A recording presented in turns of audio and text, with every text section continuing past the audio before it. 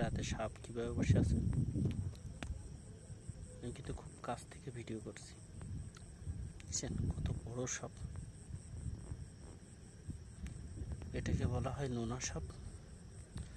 এটা গ্রাম অঞ্চলে লবণাক্ত ঘেরে বেশিরভাগ সময় দেখা যায়। ও রাত্রে এরকম চুপ করে বসে থাকে, শ্যাওলার পরে, ঘাসের পরে, আটলের পরে। এমনকি অনেক সময় যদি কেউ পানির সাথে তার ঘেরে বাসা থাকে, সে যদি হঠাৎ উঠে দেখে তার পাশে সাপ শুয়ে রয়েছে, অস্বাভাবিক কিছু না।